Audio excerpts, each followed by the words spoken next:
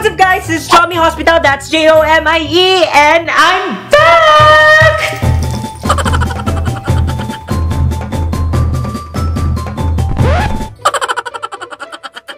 Well, if you're asking where I was in a pretty dark place, and when I say dark, I mean...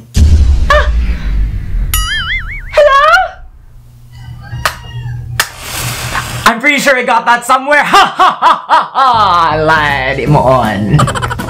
Dibito guys, if you're not fond of videos where I just randomly talk about what's on my mind, then please click out of this video. This video is not for you. But if you want to hear me talk about my nonsense rumblings about my drama in life, then please stay. Because that's what friends do. They listen and they stay.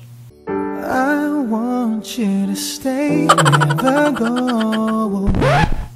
Anyway, enough with the side comments. I just felt the need to explain myself after breaking down in the video last week. Nagtukar akong pagka-Pebrero ato. I basically have no one today. I just have my cat to talk with, and it's just sad. I was in a pretty bad place. I felt alone and tired and wala na ako nakaya. Even the best fall down sometimes. It's okay not to be okay. Moto, and I forgot to be grateful. And if there is something that this video is about, it's me thanking you for dropping sweet words. I've been receiving a lot of genuine comments lately, and I want to genuinely thank you for that. Truly, truly guys, thank you so much for the support. There's even people nga nag-message ako that they created a YouTube account just to follow me, which is like really flattering and overwhelming. But of course, dagan po nag-ask sa inyo, are you gonna quit YouTube? Hell no, bitch! Quitting YouTube is the last thing that I wanna do because I don't really know what to do with my life if I quit YouTube. So if this doesn't work, then bitch, I gotta make it work. Story time! A year ago, there is this award called Breakout Star of the Year by Chicken Pork Adobo. My YouTube friend Claro told me about this and I have been really excited. It has become a year-long goal for me. I've worked my ass off to get that award last December. Primarily the reason why hindi ako nag-attend sa first Chicken Pork Adobo, aside from the fact that I was in Singapore, was because I was afraid that nobody in Manila would even know me. I know, you know that feeling when you're in a party and then no one knows you. And you just have to randomly pick your phone and magtanaw-tanaw ka bisag wala jud kay gitanaw kay na-OP na ka. Yeah, I don't want that to happen to me. That's why mo to namugas ko this year. And now that I finally got the award last year, I was happy, but at the same time I felt lost because there is no goal anymore. So yes guys, there is this need to redefine a new goal. And initially guys, sa 12 challenges of Christmas, my 12th challenge is supposed to be 100,000 subscribers challenge. And I want this video to be called that. But then I changed my mind because, well, I just want to thank you and mutong rename na ko siya og daghang salamat, or I just want to say thank you. But I will also include in this video what's gonna be the plan for this year. I recently received a very heartwarming message in my Facebook page. Actually, dagan kay sila guys, and there was this one message who really hit me hard. The gist of the message was that she wants me to do videos where I just speak about what's going on with my life. That's why I'm doing this now, and that's really important for me as a creator because like I said in my previous video, it's very therapeutic. And I just want you guys to know kung ano nang nangyayari sa buhay ko, anong mga videos ang pinifilm ko because like I said, malilasan yung comedy skits. But we're gonna do a lot of videos guys where we just talk about feelings and other stuff. But don't you worry, I've been developing a lot of series. The first of them that I uploaded was The Hospitals, in which you will have a weekly glimpse of what's happening in my family because, well, aside from the fact that I want my mom to see what's going on inside this household, I also want you to know more about my family. And yeah, it's gonna be a weekly thing, so catch it every Mondays. I just hope ma-maintain ko na nga schedule. But kung dili, kapoy.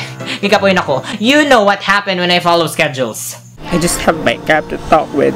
But don't worry, I will upload comedy skits every Saturday. In fact, I am filming one today. And it's gonna be out this week. It's fun. Check it out. And I've also noticed na daghan pud kayo like sa akong video na Bisaya 101. So meaning, you Tagalog subscribers would probably want to know more about the Bisaya culture. So if there's something that you want to know, please put it down in the comment section below. And yes guys, I think it's time na po na ibalik nato ang Q4J. So if you wanna ask me something, please hit me up on Twitter with the hashtag AskJomie. But more than anything, guys, I have a new goal this year. I've always been goal-oriented. Like in college, when I specifically want this goal to happen, I will do everything in my power to have that. Well, except for boys. It doesn't really happen with boys. Paita.